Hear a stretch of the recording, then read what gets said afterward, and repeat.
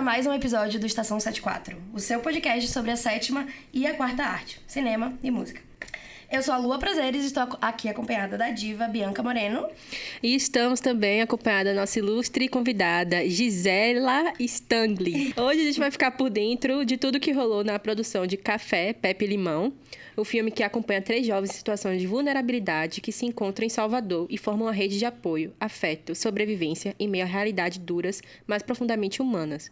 Vamos aproveitar também para falar um pouco sobre a área profissional de produção, entender como ela funciona, seus aspectos positivos, negativos e perspectivas futuras. Se presente um pouquinho, Gi. Obrigada, gente. Antes de tudo, obrigada demais pelo convite. Eu acho importantíssimo esse trabalho que vocês estão fazendo, fundamental, na verdade. Então, assim, estou vindo muito feliz para esse encontro. Ai, que bom. A gente que agradece a honra de te receber aqui. E a gente, assim, o spoiler do que tem para ver aí, além de muito aprendizado, muita história e muita conversa muito gostosa.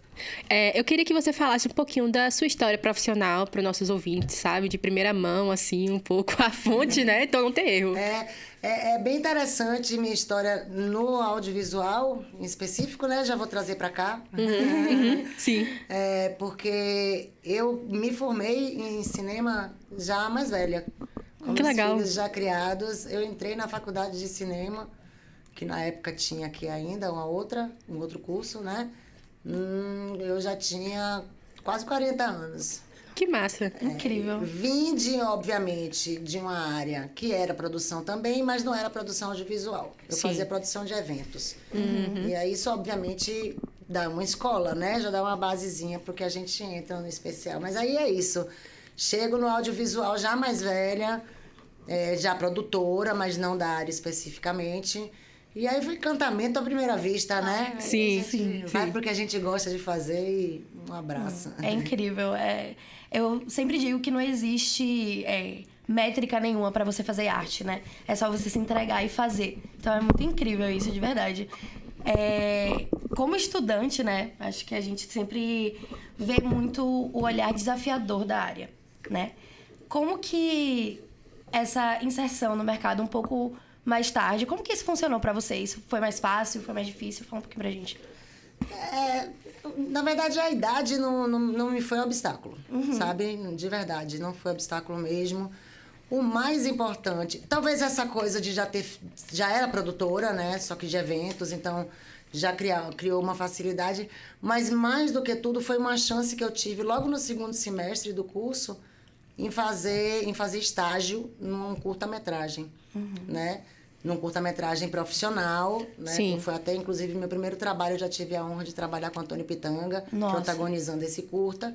Que legal. Que foi o Premonição, um curta-metragem da produtora Doc Doma Filmes. A mesma produtora de Café, Pepe e Limão, por sinal. Nossa! E tá aí, com Matriarca e outros filmes também. E aí, eu acho que ali sim foi bom para mim, porque foi logo no segundo semestre de curso. Então, ali eu vi, é isso que eu quero. Porque é isso, é muito legal esse trabalho que vocês fazem, de vocês terem os projetos, de vocês terem os programas, de vocês estarem aqui na faculdade fomentando isso e participando de qualquer oportunidade, assim, né, ao vivo e, de fato, de executar, né, no audiovisual, em qualquer área que seja, porque só essa vivência que te traz realmente é aquilo que eu gosto, é aquilo que eu quero fazer, né? Na prática é algo completamente diferente, né? Não, com certeza. Apesar de a gente ter tido mais, eu falo pela maioria da nossa sala, né, e dos nossos colegas de outras turmas, mais experiências de sets acadêmicos, ainda assim, a gente tem aquela obrigatoriedade de seguir as regras de produção audiovisual, ter as separações de setores, seguir aquela norma, assim, de segmento, diretor de fotografia, diretor de arte. Então, isso já nos dá uma experiência de como funciona. A gente tenta emular o set profissional no máximo de riqueza de detalhes, assim. Nem sempre funciona, né? Claro. Porque eu acho que o acadêmico tem esse tempero do caos, do desespero. É importante. Que prepara a gente, tá? Saiba que é importante. Porque a gente muitas vezes trabalha com o orçamento de R$0. Menos 100. Não, eu já fui acadêmica também, então... Já sabe. Gente, depois vamos dividir aí o que der, tá? A direção de arte mesmo. Ó, gente, R$80 pra cada. Esse foi o orçamento. pouquinho, cada um... Tal. E que bom que ainda tem tempo, ainda tem momentos que vocês conseguem dividir alguma coisa e ter alguma verba, né? Assim, sim. Porque normalmente é guerrilha, de verdade. Total. Total. Mas são trabalhos muito importantes. Porque o importante, na verdade, foi aquilo que você falou, que da gente buscar sempre seguir, né, como se você tivesse sim profissionalmente no set de filmagem. Porque pouca diferença faz se você estiver levando isso a sério, entendeu? Sim. Projeto universitário bem executado, um projeto bacana, ele pode estar concorrendo em festival junto com outros projetos também, projetos profissionais, etc. Então, o importante é o empenho em fazer, né? E essa coisa do seguir as normas, como você falou ali, né, Bianca, né, seguir a direção, não sei o quê. É claro que quando a gente tem uma equipe universitária, menos pessoas, sem grana, né, isso tudo a gente acaba dividindo. Eu já assinei projetos universitários também, como roteirista, né, catering, que a gente faz também. Assistente de direção. Meme do final que quando sobe os créditos é tudo uma pessoa só. Rola. Isso é muito importante, porque a experiência e o vivenciar cada função de um set de filmagem, ela é o mais importante. O mais importante é que você saiba, o ideal mesmo seria que a gente pudesse experimentar todas as funções, sabe? Sim. Por isso que não é nenhuma vergonha você dizer assim, não, nossa, a gente fez, mas eu fui diretora de arte, fui também assistente de câmera, não sei. Então, assim, mas é legal você passar por todas as funções, para ter esse conhecimento. Porque a hierarquia do cinema, né, que é aquela coisa que a gente estava falando das funções e tudo mais, ela só existe para criar uma ordem, né? O cinema é uma arte cara. A gente sabe que a gente não pode perder tempo, né? Toda certeza. Inclusive, me permite adicionar que eu, olhando assim as áreas profissionais, para mim o cinema é uma das únicas que corre muito contra o tempo. Eu tenho conhecidos que trabalham na área de saúde, então tem muito essa necessidade de correria, de sempre correr contra o tempo, de estar sempre nos horários e etc. Mas o cinema tem muito disso. E eu fiquei, nossa, que área séria. Né? E eu acho incrível que na sua fala a gente já consegue perceber o olhar produtor, né? Então, de otimizar, de fazer, de organizar, isso é muito incrível. E o que você falou de experimentar todas as funções, eu concordo demais, assim. Eu acho que traz uma amplitude pro curso Sem que... dúvida. Nossa, eu sou particularmente muito fã da parte do criativo, do roteiro, da direção de arte, etc. Mas hoje percebo que também me encontro muito na parte de resolver pepino. Entendeu? Percebi que eu tenho calma. Acho que eu não tenho um pique pra ser produtora ainda. Mas percebi que nessa resolução de conflitos, de às vezes de agenda, de não sei o que, eu entendo que também existe um conhecimento ali que eu posso explorar, sabe? Isso é incrível. É importante. É muito legal isso também, porque eu acho que o próprio... E é isso também que eu, às vezes, eu bato muito na tecla, porque eu vejo que há um movimento sempre de desvalorizar um pouco a formação acadêmica na área do audiovisual em geral. E muito do cinema. Porque sempre existe... Obviamente que não tem que ser... etilizado, né? No sentido, o cinema só pode ser feito para quem foi formado. Não. Mas há uma importância, sabe? Quando eu sair daqui da faculdade, eu vou ter tido a oportunidade de criar um portfólio e de tentar e ter feito, vários curtas. Exatamente. O respaldo acadêmico ele é importante, Importantíssimo, né? gente. Sim. Quando eu falo que realmente a gente só vê na prática, fazendo, né? Como em outras áreas, como eu disse, mas o acadêmico, ele é realmente embasador, né? Porque, assim, outro dia eu estava comentando com um colega também de trabalho, não me lembro agora, mas, assim, falando sobre, poxa, eu acho que quando eu tive minhas matérias de história do cinema brasileiro, eu acho que na época eu estava fazendo algum projeto que eu não fui muito a fundo nisso. Sim. Então, eu sinto um pouco... Sabe, assim, obviamente que depois a gente, com o nosso querer e com a nossa vontade de ir trabalhando na área, a gente vai pesquisar, a gente vai ler muita coisa. Mas esse embasamento teórico, digamos assim, e de conhecimento... né, de história mesmo e tudo, ele é fundamental. E os acessos, né? Exatamente. Ele é fundamental para você, tipo, lá na frente, eu quero ser um diretor, quero ser uma diretora, eu estudar os diretores, eu saber o que é o olhar de cada um. Olha, eu acho que eu tenho um namoro melhor aqui com Tarkovsky, eu tenho, sabe, sei lá, né? Então, você consegue se enxergar. Então, o conhecimento acadêmico, ele é fundamental. E é ele que traz também essa prática dos curtas e dos projetos que se fazem na universidade. Total. É dali que você dá o seu primeiro passo, com certeza. Tenho certeza que depois de uma faculdade dessa, que vocês estão fazendo, vocês vão cair num set de filmagem profissional muito mais preparados do que alguém que, de repente, não fez uma academia Sim. e que vai migrar para, né? Não, com Total. certeza. E assim, já que está nesse papo acadêmico, antes de você começar com as... Vai. Eu já vou jotar uma. É porque eu acho que há muita dificuldade das pessoas. Eu mesma me identifico com essa área de produção. Mas quando me perguntam o que é ser produtora, eu não consigo explicar. É o que eu falo, às vezes, é muito isso, de resolver as coisas, de organizar. Mas é muito difícil definir essa função. Diferente de um diretor de fotografia. Você poderia explicar para nossos ouvintes o que é ser produtora? Assim, dizer um pouquinho, né? Você tem, assim, vamos lá. Produtor, eu acho que, de um modo geral, todos nós somos na nossa vida, no dia a dia, né? Porque a gente organiza nosso tempo, a gente tem as nossas funções, filho, quem tem, faculdade. Então, a gente tem que ser um pouco produtor na nossa vida desde que a gente nasce, né? Sim, verdade. Mas até, então, no audiovisual, de forma específica, o produtor é aquele que cuida de uma equipe inteira, né? Eu não tenho só um nicho, como um diretor de fotografia cuida da equipe de fotografia, de câmera, né? Como figurinista tem ali aquele... Né? O produtor, de um modo geral, ele tem um olhar mais amplo para uma equipe, né? De um modo geral, ele cuida ali de uma equipe. Mas ele, dentro do audiovisual, o produtor, ele tem outros subtítulos, né? Ou outras subfunções, assim, como, por exemplo, eu faço direção de produção, né? Assino como diretora de produção. Mas já fiz produção de locação. E é uma outra função de produtor, né? Todos eles apagam incêndios, todos nós, na verdade, no cinema acabamos apagando incêndio. Todas as funções. Quem fica para resolver os pepinos, né? Então, mas você tem o diretor de produção, você tem o produtor de locação. A gente não tem demanda tamanha para ter, mas que é incrível. Você tem nas produções maiores produtor de veículos, você tem produtor de animais. Nos lugares onde a gente tem um audiovisual mais desenvolvido, você tem produtores para cada área, né? E aqui nós temos também, por exemplo... Sou produtora, tal, mas eu tô trabalhando na equipe de figurino. Mas a equipe de figurino tem um produtor de figurino. Sim. A equipe de arte tem o produtor de arte, né? Então, o produtor é aquele, normalmente... E aí, você tem, num topo, ali, o diretor de produção, que cuida de uma equipe de modo geral. Lá em cima, um produtor executivo, que é aquele, então, é o do pepino mesmo. Sim. Não, né, um produtor executivo é o que vai estar ali trabalhando junto aos editais, responsável pelo projeto em si como um todo, né?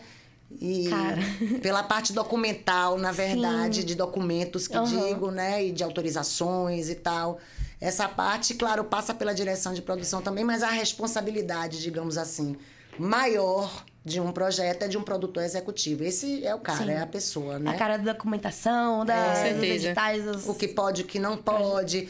E, como eu disse, acaba resvalando e a gente tem um conhecimento como direção de produção do que é que a gente precisa e a gente vai filtrando isso para nem precisar chegar tanto pepino na mão do produtor executivo. Mas é o produtor executivo quem produz essa equipe, esse projeto, na verdade, né? Sim. Eu acho que a gente vou falar por mim, eu acho que eu ainda tenho uma visão muito rasa sobre a produção, porque, por exemplo, na experiência acadêmica, é um produtor.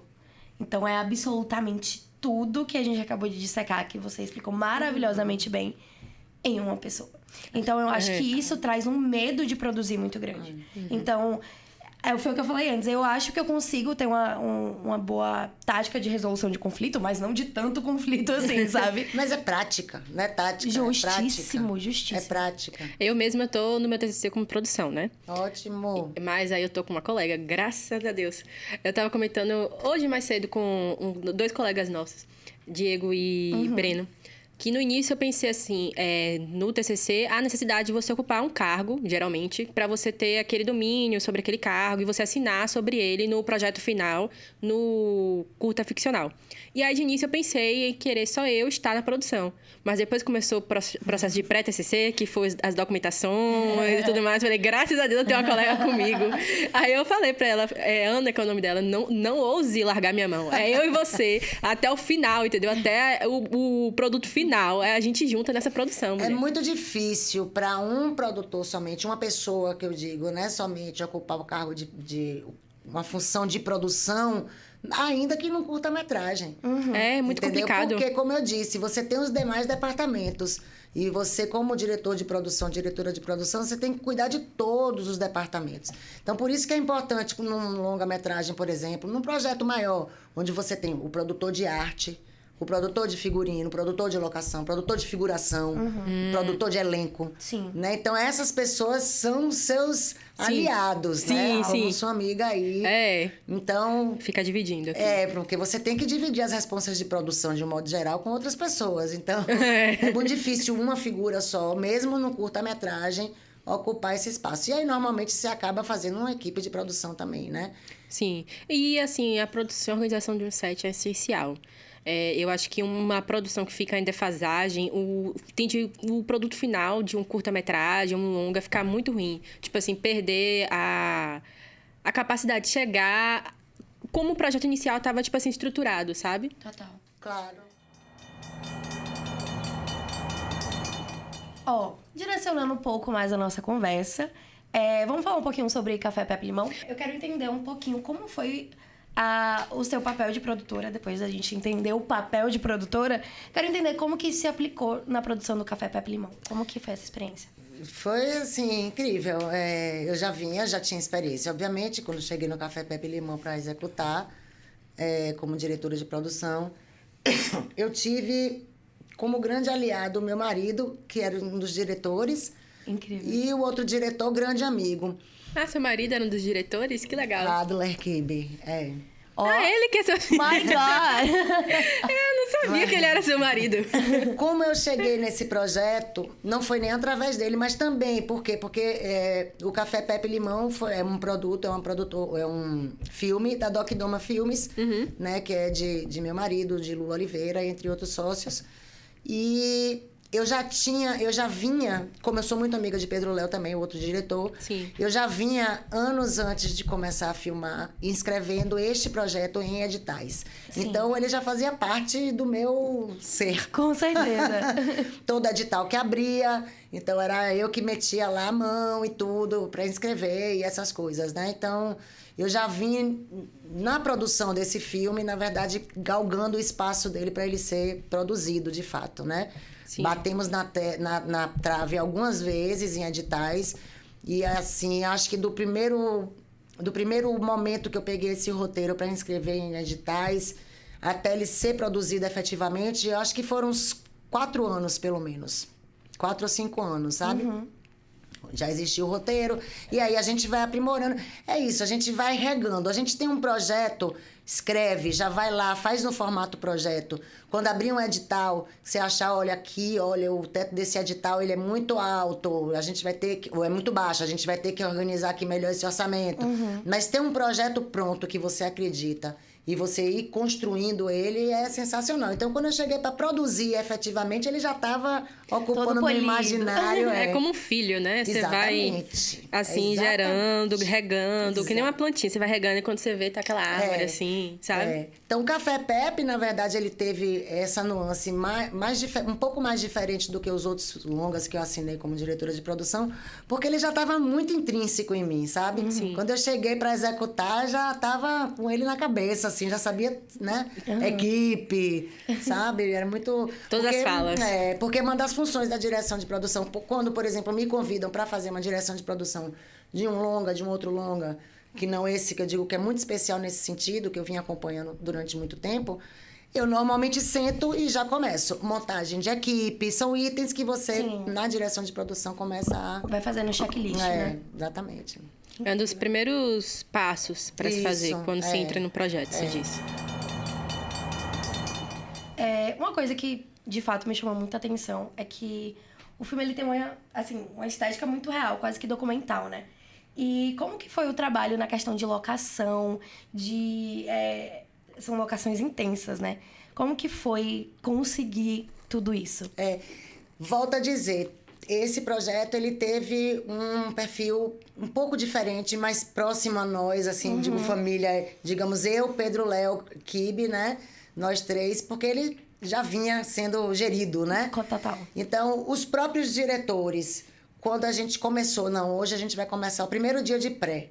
a gente já tinha quase as locações prontas. Então, um produtor de locação, que é uma primeira coisa que a gente tem que contratar, assim que a gente fala, vamos filmar. Janeiro, vamos começar tal projeto. Já dispare seu produtor de locação, porque não é uma coisa simples você achar aquele lugar, aquela coisa. Então, no Café Pepe, a gente teve um tempo de construção para isso. E nós três, principalmente os diretores, pegavam carro e saíam pela rua. Para locações, principalmente das externas, de rua, que foi muito rua. Não é? Sim. Então, eles foram muito... Os 2 diretores foram muito... Assim, na escolha foi muito pessoal deles. Não teve um produtor de locação. Foram eles mesmos. Sim. As demais locações, realmente, a gente teve um produtor de locação para fechar as casas, as internas, né? E, em especial, a locação do Buraco de Marta, porque para quem viu o filme e quem não viu, fique aí na dúvida, mas é uma locação incrível. Nossa. Não, quando eu vi... Eu infelizmente não tive ainda a oportunidade de ver o longa, mas eu cheguei a pesquisar, obviamente, e naquela roda que Kibe fez, ele mostrou um pouco o processo de filmagem, falou um pouco sobre, e aí eu lembro que teve essa personagem específica, né, que ela ficava meio que um buraco, assim, numa condição de vida bem... digamos, miserável, nesse sentido, de falta de dignidade. Sem viver. Sem viver. E aí eu fiquei pensando, meu Deus, como eles fizeram algo tão específico, assim. Principalmente que esses espaços em Salvador, às vezes, muitas vezes já estão ocupados, né? Eu não sei. Pois é, então. Foi bem difícil. Foi bem difícil, inclusive, a escolha e a não só a escolha, mas, na verdade, como que a gente ia construir essa locação. Porque a Marta, a personagem Marta, que é a mãe do Limão, ela é uma pessoa que já está em uma decadência humana muito grande, né? Sim. Por conta do vício, ela já não sai nem mais desse lugar onde ela vive, esse buraco lá. Como que a gente vai construir essa locação? Foi sim, com certeza, a locação mais difícil do filme para a gente conseguir construir, né? Porque ela mora debaixo de um viaduto. Então, assim, dentro de um buraco. Sim. Então, como a gente faria isso? A comunhão com a direção de arte aí deve ter sido... É incrível. Inexplicável, né? Porque é de fato intenso. Faz uma... Deixa uma marca, assim, na hora que você vê imediatamente, né? Totalmente. Como que foi esse link com a direção de arte? Nosso diretor de arte do Café Pepe é Moacir Gramacho, um grande diretor de arte, diretor do TCA, né, do Teatro Castro Alves, ele é um artista realmente incrível, que já tinha feito um curta-metragem de Kibe, né? Eles são muito amigos, já tem essa relação. E isso foi, assim, fundamental para a construção desse lugar. Que a gente, na hora que a gente lê o roteiro, isso é uma coisa muito interessante depois, até para vocês entenderem também essa questão de roteiro, para depois eu botar em prática. Porque quando você lê o roteiro, a história é incrível. E aí, vamos botar em prática como? Essa é a questão. Essa é a hora que o filho chora e a mãe não vê. Exatamente. Sim, com certeza. Então, isso. Então, assim, a construção, às vezes, a gente tem que mudar, às vezes, alguma coisa de roteiro em alguns momentos, para poder... Porque tem sequências, muitas vezes, de roteiro que você lê, você fala, pô, isso é incrível, mas para executar, acho que vamos ter que mudar isso aqui assim. Então, elas vão sofrendo adaptações, né? Sim. No caso do Buraco de Marta, a gente achou, sim, um vão de um elevador que estava em construção. Nossa. E a gente fez a parte interna do buraco nesse vão, nesse fosso do elevador. Sim. Caraca. Que legal. Foi, na verdade, uma sugestão de nosso diretor de arte. Ele foi o grande produtor de locação desta locação. E assim, tem cenas como essa que a imagem que traz a sensação para o telespectador não tem como fugir. As pessoas precisam sentir que aquela mulher está naquele buraco. E não é só sentir pelas falas e interpretação, sentir vendo a sujeira, vendo o espaço que ela ocupa. E aí... Essa comunhão que é incrível para você criar esse sentimento, como você falou, ele vem muito, claro, todos nós, eu volto a dizer, qualquer um que faça parte, que faça uma função naquele filme, naquele, né, projeto, é importante. Tira aquela pessoa que você vai ver desandar tudo. Então, assim, a hierarquia existe só para a gente conseguir fazer a roda girar. Mas, assim, a comunhão dessa sensação, principalmente... ela é muito feita pela direção de arte e pela direção de fotografia. Nossa, sim. Sabe? Essas duas funções, essas duas pessoas, elas comungando ali, né, de como construir essa atmosfera, elas conseguem trazer isso. E acho que são as duas pessoas, na verdade, que, claro, como você bem colocou, você tem, enfim, mil coisas que podem te traduzir, falas, né, diálogos e tudo, que você pode trazer essas emoções. Mas nesse caso em específico, inclusive, a direção de arte e a fotografia foram fundamentais para criar essa... E fica aquela sensação de incompletude quando se não tem uma arte bem trabalhada, bem estabelecida. Quando você vê a obra, você sente isso. E aí você fala um pouco como é que foi a experiência de entrar no projeto. Foi algo que, pelo que deu a entender, já estava com você desde os primeiros, assim, rabiscos, né, da história. Mas como é que é para você, pessoalmente, como produtora, mas também como pessoa física, trabalhar num projeto que fala sobre tantas questões delicadas, sabe? Assim como para mim, eu acho que foi para todo mundo da equipe, isso surtiu assim um resultado. Eu sempre falo que tem coisas que imprimem. E a gente não consegue entender, mas elas imprimem. Uma delas que imprime com certeza é uma boa relação de equipe. É uma equipe que está junta, coligada, por um mesmo propósito, com o mesmo sentimento, de realizar aquilo ali bem realizado. A nossa equipe tinha isso. Primeiro que, como eu disse, a gente veio construindo essa equipe já de um tempo, de pessoas muito próximas, não somente talentosas, mas muito próximas a nós, e que pela história, que é uma história fortíssima, que aí vem essa parte nossa de ser humano, independente se a gente é ou não do audiovisual, de contar essa história. Né? A gente precisava contar essa história. A gente precisa até hoje contar essa história. Ela fala de meninos em situação vulneráveis, né? E Sim. para além disso, o que toca muito nesse roteiro é porque são personagens criados em fatos reais. Sim. Eu acho que, se eu não me engano, eu lembro que vocês citaram isso, inclusive a necessidade também de mudar os nomes, obviamente, né? E toda uma preparação também de elenco que vocês fizeram para captar as crianças, quem iria, qual idade teriam, mas... a gente teve, assim, essa preocupação muito grande com os atores dessa escolha, que também foi uma coisa feita com bastante antecedência, essa seleção, pelos diretores e por mim ali coordenando essa seleção. E a gente passou pelo o grupo CRIA, que foi muito importante, os meninos que trabalham no CRIA, e entre outros grupos também, né? De jovens adolescentes e que gostam de teatro. Sim. A gente passou por escolas, enfim, a gente fez uma seleção de uns 2, 3 meses, pelo menos. Nossa. Foram muitos adolescentes que passaram. No caso especial da Pepe, ela tinha que ser uma adolescente, porque ela passa por processos na história que são muito dolorosos, né? E que, infelizmente, a gente não podia expor também uma adolescente fazendo aquele papel. Sim. Então, no caso específico da Pepe, a gente precisou pegar uma atriz maior de idade, né? Sim. Obviamente, e pelo papel, pela história dela, mas que tivesse uma carinha de jovem. Sim. Porque ela era uma adolescente. E aí casou super bem.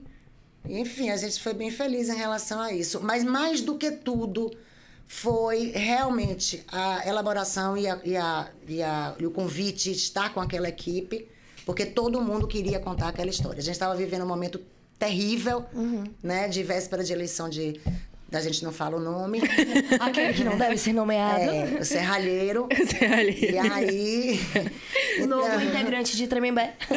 Então a gente tava com aquilo engasgado na garganta, assim, né?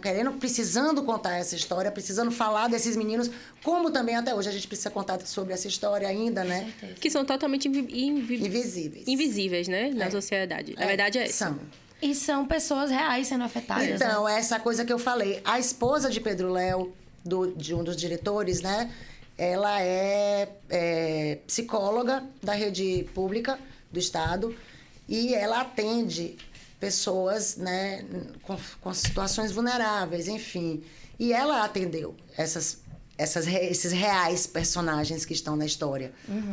Essas histórias, elas são reais. Sim. Os personagens, eles têm alguma mudançazinha ali, mas essas histórias, todas as três, dos 3 meninos, elas são histórias reais. E eu acho que isso foi muito traduzido em cena, assim. Chega a ser agoniante em alguns momentos, porque é muito real e como pessoa assistindo ali, uma pessoa que questões de vício, principalmente, me afetam demais. Então, ver e ser uma coisa tão... acho que falar real novamente é até um pouco redundante, mas trazer a sensação de que isso pode estar acontecendo numa rua atrás da minha, sabe? Justamente. Então, teve cenas que pra mim foram até um pouco difíceis de digerir, assim.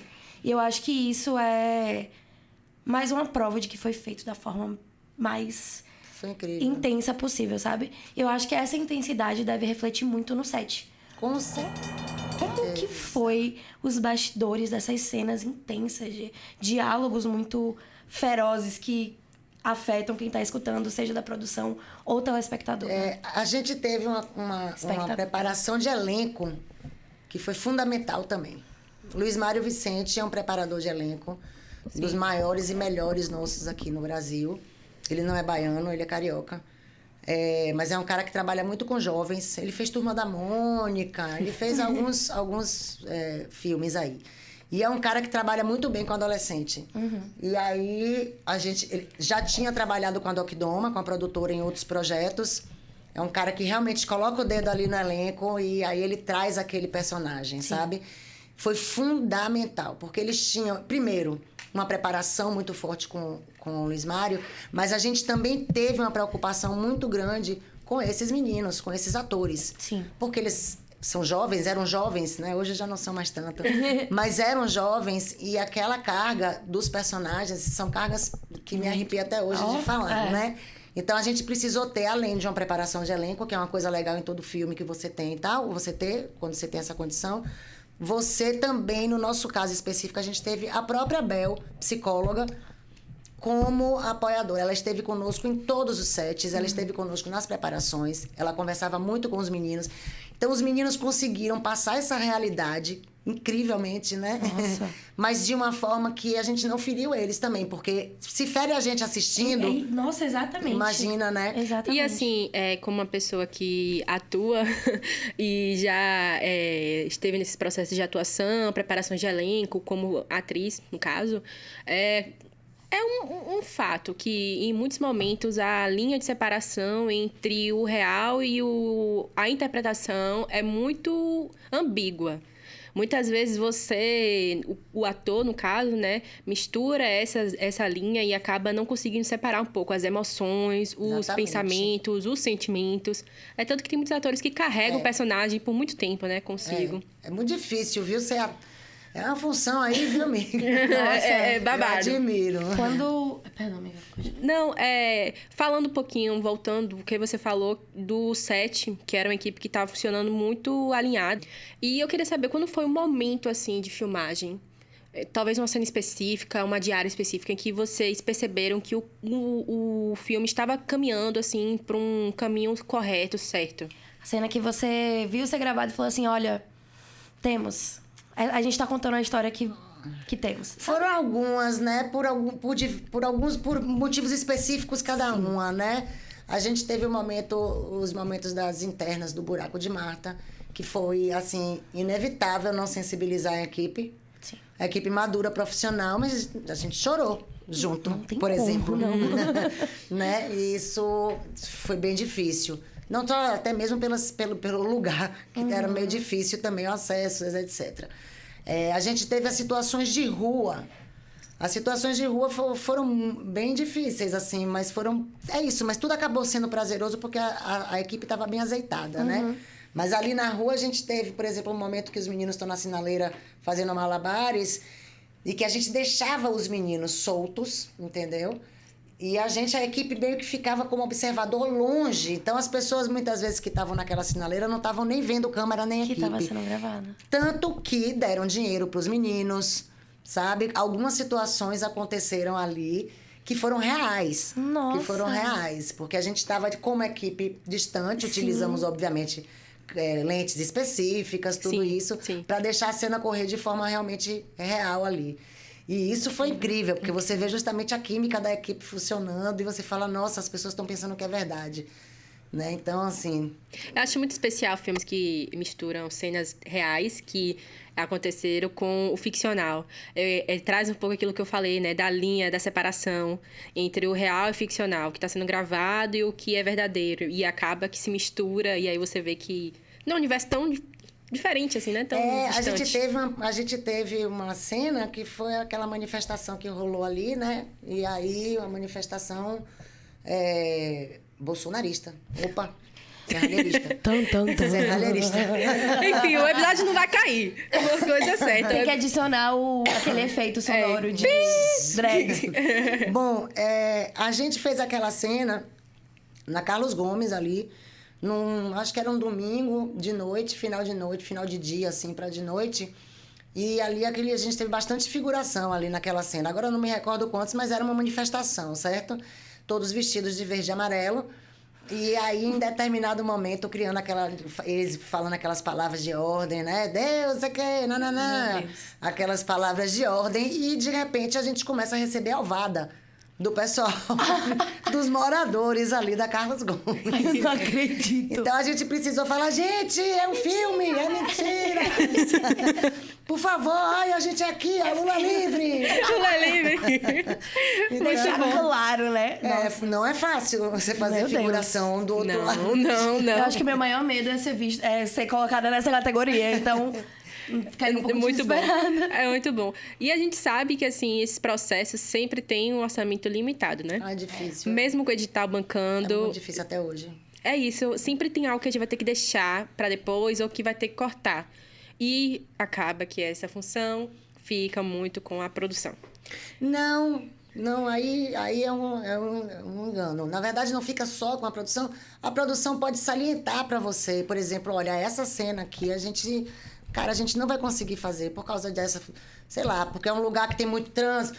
Por exemplo, os diretores queriam filmar, eles tinham me ofertaram 2 opções de viaduto pra gente fazer a cena lá dos viadutos. Então, assim, um dos viadutos que eles me falaram, eu falei, gente, aqui é impossível. Aqui eu não consigo nem com Transalvador fazer uma ordem de trânsito. Aqui a gente não vai conseguir filmar e tal. Então, fica realmente chamar a atenção a produção, chamar a atenção por essas coisas, né? Tem coisas que você fala assim, o assistente de direção, por exemplo, que ele é o cara, ele é a pessoa, na verdade, que vai fazer 1 hora a hora. O que é 1 hora a hora? É dizer quantas sequências a gente filma por dia, que a gente precisa caber naquelas 10 horas de filmagem, de set, né? Então, assim, pode vir dele e dizer, gente, isso aqui não cabe, essa sequência tá muito grande, vamos ajeitar. Eu acho que é mais doloroso pro roteirista, pro diretor, na verdade, do que para a produção. Porque a produção, ela vai sinalizar. Aqui é mais difícil, gente. Vamos tentar uma coisa mais para cá, Mas se eles falam para seguir, vai seguir, né? Seja sendo difícil ou não. A opinião final é realmente do diretor, né? Uhum. Como a gente falou mais cedo, um pouquinho, o olhar acadêmico, ele acaba sempre voltando para a conversa, porque eu acho que esse momento de reta final de curso... Saber do mercado é a vontade de todo mundo, sabe? Fundamental. Porque a gente tem a parte legal, a gente tem a parte criativa, Isso. mas e a parte efetiva de você ir lá fazer? Então, Bia trouxe um pouquinho essa questão do orçamento e, assim, a maioria, grande parte, né, dos curtas e longas nacionais são contemplados em editais e tudo isso. Você já falou um pouquinho desse processo, né, que começou muito antes do filme em si ser produzido. E eu acho que essa é a maior parte das histórias começam muito assim, né? São muitos anos, né, tentando antes de ser contemplado. Você acha que numa utopia, no universo perfeito, o Café Pepe Limão sendo produzido com orçamento A, B ou C, mudaria a essência do filme? Não acho. Ele seria mais confortável de ser executado, sem sombra nenhuma, né? Sem dúvidas nenhuma, né? Sempre há mais conforto. Né? Primeiro, acho que assim, e de imediato, dizer que eu acho que a equipe poderia ter sido mais bem remunerada. Sim. Fundamentalmente, porque a gente se lasca. Vocês já sabem disso, o que vocês estão fazendo. E não é diferente. Não vai mudar muita coisa. Mas, assim, a gente realmente remunerar como se deve... Sim. Essas funções, né? Essa equipe. Porque é uma coisa que a gente ainda sofre muito, baseado nos orçamentos que a gente tem. Porque a gente tem que ser muito honesto. A gente tem uma carga horária de trabalho que nenhum outro profissional tem. Nós temos 10 horas de set de filmagem. Que ainda é absurdo. Que eram 12... Ainda tem gente da época da Pedra Lascada que ainda vem com 12, mas que nós não podemos permitir isso. A gente considera 12 com deslocamento, digamos assim, né? Mas são 10 horas de set que ainda são puxadas. Então, eu acho assim, a falta de orçamento, obviamente, ela inviabiliza a parte artística, né? A parte, principalmente a parte artística, mas eu acho que fundamentalmente a parte de nós profissionais. Que eu acho que nós, pelo que a gente tem de doação e tudo, de responsabilidade acima de tudo, deveríamos sim ser mais bem remunerados. Com certeza. Eu acho que esses processos também normalizam alguns tipos de abuso. E é muito importante também, claro que não é o debate da mesa agora, mas eu acho que é algo a se pensar como classe. Sem dúvidas. Sobre a questão dos nossos direitos trabalhistas. Porque eu acho que... percebo, na verdade, um processo de normalização desses abusos no set de filmagem, nas produções, sair sem hora para voltar. Como assim sair sem hora para voltar? Tem especificidades, tem pessoas que moram em certas regiões, tem pessoas que... Enfim, são várias questões, entendeu? A se analisarem, sabe? E ainda por um salário que às vezes não compensa, não abraça os gastos que a pessoa vai ter. Então, é um processo também a se trazer como debate. E eu acho que pra gente, como estudante, também já sair da faculdade com essa visão, sabe? De não aceitar... Importantíssimo. Esses abusos, né? Esses abusos, exato. Porque acaba sendo certos tipos de abuso. Você colocar uma pessoa com um baixo salário pra ela estar num set de trabalho em que ela não vai saber que hora ela vai voltar pra casa. Sem dúvida. E tem locais que, tipo, um set de filmagem que são abusivos. O clima do set é meio tóxico, assim, de se trabalhar. E a alimentação, às vezes, é muito reduzida. É muito, limitada também. Chega a ser um local, assim, bem decadente, assim, a se trabalhar, né? Eu, assim, primeiro eu acho assim... em relação a profissionais, a vocês saindo, entrando no mercado. A gente vai para aquele princípio que é verdade, que de fato a gente precisa botar a cara na tela, botar a cara no set, né? Não na tela depois, mas no set, pra gente aprender, né? Então a gente precisa sim ralar a cara, entrar como estagiário, aprender. Muitas vezes a gente sai... Eu tive colegas na faculdade, nesses milênios atrás, que... Não, porque eu sou diretor, já sai da faculdade. Diretor, já sai da faculdade. Fotógrafo, né? Não é verdade. A gente está sempre aprendendo. Com certeza. Eu estava aqui antes do programa, porque eu estou fazendo um projeto que eu filmo agora essa semana, e eu estava conversando aqui com o assistente de câmera, batendo com ele lista de equipamento, coisas que eu não conheço ainda. Eu falei, o que é isso aqui e tal? Sim. A gente está sempre aprendendo, entendeu? Total. Então, a gente precisa ter essa consciência de que a gente precisa começar. Mas a gente, primeiro, não se trabalha de graça. Ponto 1. Não se trabalha de graça, certo? Eu quero estagiar, massa, venha comigo. Então, mas você vai ter, sim, a sua remuneração. Pronto. A partir daí, a gente já parte para um princípio assim. Se eu aceitei fazer esse projeto, se eu disse que esse projeto meu... com milhares de locações, com não sei quantos atores, não sei o que lá, ele vai caber em 1 milhão, eu quero ver você fazer. Porque tem filmes que você lê o roteiro e você fala, não cabe em 1 milhão. Né? Mas a pessoa que assume fazer isso com 1 milhão, depois acaba penalizando a equipe. Sim. E aí quer te contratar, quer contratar outro profissional por qualquer coisa. Mas é porque eu não tenho verba. Não tem verba, eu não faço filme. Ponto. Sim. Né? Porque esse respeito a gente tem que ter. Então eu parto desse princípio. Porque não adianta também você produzir esse filme na base de exploração de outras pessoas. Exatamente isso. E se perpetua. Exatamente isso. Na pós da distribuição do filme, sempre se perpetua. Eu nunca vi um set de filmagem que não teve esses problemas logísticos de não se perpetuar na pós do filme. É muito difícil. Assim, eu acho assim também. Essa coisa de suporte de transporte, suporte de alimentação... Tem que ter. Não, isso tem que ter, óbvio. Nos curtas que eu fiz de faculdade, principal, olha, eu era o catering, eu fazia a panela de feijão. O importante é você estar sendo tratado como gente, honesta, como profissional, sim, com segurança, né? Então, essa coisa do transporte, da alimentação, ela é fundamental, não pode ser qualquer... Eu acho que a parte da área que mais... Não é que me incomoda, porque eu sei que faz parte também. Mas é a sensação de pagar para trabalhar. Essa sensação já vem me acompanhando aí os últimos 2 semestres. Acho que principalmente no meio acadêmico é um pouco maior isso. Mas assim, isso que tu falou do suporte de transporte, de tudo, claro, é algo que assim, é bem raro de eu ver sendo disponibilizado, sabe? Às vezes fala assim, não tem micro-ondas, traga sua marmita que tem para esquentar. Sabe? Aí é tentar... navegar por essas águas que às vezes não são tão favoráveis pra gente que tá começando, né? Porque a gente fica meio preso entre aceitar essas condições e ter experiência e fazer e se inserir no mercado e tudo mais, ou não aceitar por conta dessa exploração que também acontece muito, sabe? Não pode existir. A partir do princípio, a partir do momento que isso aconteça contigo, negue. Não vai fazer. Eu te falo aqui e peço. Ai. Eu falo e peço, na verdade. Me arrepiei. Porque a gente precisa se enquadrar para que isso não aconteça mais. Eu, graças a Deus, particularmente, tem tempos que eu não ouço, assim... Esse relato. Sabe, assim, tão verdadeiro como você está me dizendo e como eu acredito, porque você está me falando aqui nos olhos. Mas eu realmente não vejo. Não, graças a Deus, sabe? Mas é importante que a gente cobre isso. Sim. Que a gente cobre isso. Eu volto a dizer. Alimentação, por exemplo, certo? Tem um micro-ondazinho aqui e tal. Tem uma coisa que, assim... Como o nosso trabalho, como eu volto a dizer, ele é muito intenso e ele exige muita dedicação nossa.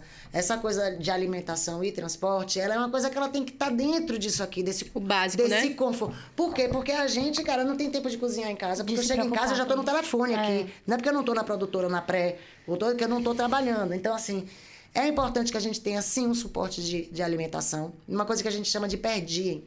Quando a gente está fazendo uma pré-produção, que a gente não tem alimentação no set de filmagem, a gente tem na pré-produção uma coisa que se chama per diem. Na verdade, são auxílios alimentares, que pode ter auxílio transporte numa pré-produção, pode ter um auxílio alimentação. No caso, a gente chama de per diem esses auxílios, né? Que você ganha em dinheiro para isso, mas aí entra um monte de coisa. Nesse caso do per diem, por exemplo, a Ancine negou isso, porque só podia ter per diem agora se for produção que a pessoa saia da sua cidade. Tem umas nuances, entendeu? Mas você tem que encontrar uma brecha para que você dê esse suporte para a sua equipe, entendeu? Isso é fundamental. Se você vai querer pegar com esse troco ou com esse suporte que estão te dando, levar a sua comida de casa, é uma coisa. Se a produção, por exemplo, que tem sido muito acontecido com frequência, isso para o orçamento às vezes facilita também, ao invés de te dar o per diem, ter alguém que te forneça alimentação, Sim. sabe? Às vezes você está numa base de produção aqui, do lado tem um restaurantezinho, eu fecho com ele, Sim. por exemplo, entendeu? Mas é importante, não. Ele é fundamental. É a base, né? Não aceite, Sim. peço, não aceite se esse suporte não for dado. E assim, como humanos, a gente não somos máquina. E querendo ou não, isso interfere na própria qualidade da produção. É impossível que uma pessoa que não está se alimentando direito, trabalhando por várias horas seguidas, vá produzir bem, até no próprio filme, no próprio set. E eu queria saber um pouco, trazendo para o processo de produção do filme, do Pepe Café Limão, como foi isso, essas dinâmicas.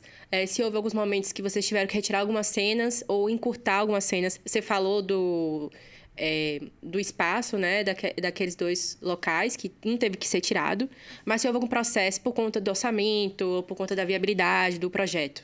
E no Café Pepe específico, não. A gente não teve esse problema, sabe? Ai, que bom. Foi muito suave o processo de produção do Café Pepe. Foi muito organizado. Talvez por conta dessa chance que eu tive de estar envolvida no projeto já há muito tempo e tudo, mas a gente não chegou a ter Nossa, mas deve ser um não. alívio. Acho que até pelo peso da produção, por ser algo muito intenso, ter essa suavidade, essa harmonia na produção. Importantíssimo. E é isso, quando eu digo que imprime, que eu comecei a falar e não falei, é porque a gente acha que só o que a gente está filmando ali, né, o que passa pela logagem, nos cartões ali, que você vai ver no material, aquilo é o que imprime. Não, um astral de uma equipe imprime. Com sabe? certeza. O humor das pessoas imprime. Você não vai fazer um negócio legal. Aquela parada ali pode ter muitas vezes até grana. Mas se não tiver essa energia, se não tiver uma equipe querendo fazer esse filme junto com você, com o seu diretor, desanda. Eu acho que uma palavra até melhor que energia é sinergia. Isso. Essa conexão, Exatamente. né? Agora, assim, vou fazer uma pergunta. A gente já tá se encaminhando pro fim. E eu queria fazer uma pergunta mais filosófica, assim. Perguntar pra pessoa, Gi. O que é que o Café Pepe Limão te ensinou como pessoa, como mulher, como soteropolitana, nordestina? Eu quero saber, a gente teve essa honra de escutar tanto do profissional e aqui, com a sua presença, a gente sente a sua energia adorável. Então, eu queria saber mais um pouco da pessoa. O que você aprendeu no processo desse filme? Acho que é um pouco o que Bianca estava falando. Eu acho que não somente eu, mas volto a falar da equipe também. Uma coisa que impactou muito a gente foi essa questão desses personagens serem realmente pessoas que são invisibilizadas pela sociedade. Sim. Esses problemas sociais que esses personagens desnudaram pra gente nesse filme são coisas que nos impactam muito, sabe? Então, acho que de fato você, como você falou, isso pode estar acontecendo na rua de trás de minha casa. E a gente não se toca disso, sabe? Então, o Café Pepe, desde a primeira vez que eu li o roteiro, na verdade, até hoje, quando eu vejo o filme pela enésima vez, tem momentos que ele aperta o coração sempre, sabe? Então, acho que a parte que mais me impactou mesmo foi a questão social dos meninos, a condição social dos meninos, né? A condição de vida desses meninos e, obviamente, dos demais personagens ali, sabe? Me deixou, e até hoje, sabe? Muda completamente. Coloca a gente num lugar de reflexão muito forte. E aí veio também os queridos integrantes Russo Passapulso e etc. do Baiana System, que nos premiaram aí com essa trilha no final, que diz muito. Você, depois que vê o filme, depois que você lê esse roteiro e você vê o filme, você não ouve mais essa música da mesma forma. Eu concordo. E o pior disso tudo é que muitas vezes eles são culpabilizados pela a realidade que são impostas a eles, né? O que não falta são argumentos desse tipo para justificar a disparidade social, a falta de justiça, né, que acontece na nossa sociedade. Realmente um tópico que mexe. E eu acho que por isso, muitas vezes... Acho não, tenho quase certeza que é por isso que muitas vezes é inviabilizado. Como eu posso dizer... Muitas pessoas viram o olhar para não ver, né? Porque é difícil. Ninguém quer encarar esse... Praticamente, eu digo, na prática, o que é que mudou? Na prática, eu hoje estou dirigindo e, às vezes, vem um menino, enfim, de rua que está ali e tudo. Aí você vai, sobe o vidro aqui. Eu nunca mais fiz isso. Uhum. Se eu tiver de vidro aberto por um acaso, eu vou falar, vou passar por isso. E largo aberto. Porque eu falei, eu não posso fazer isso. Isso mudou minha vida, assim, radicalmente. Né? É muito difícil. Eu realmente, meu olhar sobre as pessoas de rua, eu tenho um outro olhar. É claro, a gente tem momentos e momentos, mas essas pessoas, elas não tiveram escolha. Sim. Elas não estão ali porque querem, entendeu? Uhum. Então, assim, a gente não pode culpabilizar e nem pode... E, assim, esse medinho é ruim que você fica, porque a gente, infelizmente, tem uma sociedade que traz... Violenta, né? Querendo ou não. Que traz essa violência. Sim, isso também. Não é violenta por ela ser em si, mas é porque há esse conjunto social que impõe e que estimula essa violência, né? E acho que é muito importante frisar, apesar de não ser a temática em si da nossa rede de debate, né? Nossa rede de debate, né? Da nossa conversa, que não é algo de escolha. Ninguém escolhe viver na condição de vida que foi mostrada no filme. Não existe isso. É algo que deveria ser posto como verdade para todas as camadas sociais. Porque você vê muito isso como uma justificativa, como se fosse escolha da pessoa estar passando por aquele tipo de situação. Não é a escolha quanto a isso. Ninguém, na sua lógica, escolhe. Também, né? Sempre associar o uso de drogas, a violência, a roubo, furto, enfim. Eu sou uma pessoa... extremamente ansiosa socialmente. Então, na rua, eu tenho medo de literalmente qualquer pessoa. Só que depois de fazer a pesquisa, de assistir o filme, eu percebi que o meu medo, ele era muito enviesado. Ele era muito direcionado. Porque a gente também não pode negar as influências que a gente segue no dia a dia. Sem dúvida alguma. Você foi criada nessa sociedade nossa. Sim, com certeza. E criada pra sentir medo, pra mudar de calçada, sabe? É isso. E a reflexão que o filme trouxe pra mim pessoalmente foi, primeiro, do lugar extremamente privilegiado que eu me encontro. Isso. A minha vida pode ter qualquer dificuldade, mas é absolutamente nada comparada ao que tantas pessoas que têm histórias parecidas, diferentes, mais intensas, menos intensas passam. Então, e eu acho que isso é algo tão importante do cinema. É sobre isso. Então, quando eu vejo isso, quando eu me encontro refletindo nessas coisas através dos filmes, eu falo, cara, eu tô muito no lugar certo. Sabe? Sobre isso. Então, eu fico até sem palavras para descrever essa intensidade de reflexão que o filme me trouxe e que filmes em geral trazem pra gente, sabe? Eu acabo falando muito sobre questões políticas nos meus... com os meninos e tudo mais. no meu TCC também. A gente fala muito sobre Itapuã, sobre marginalização e tudo mais.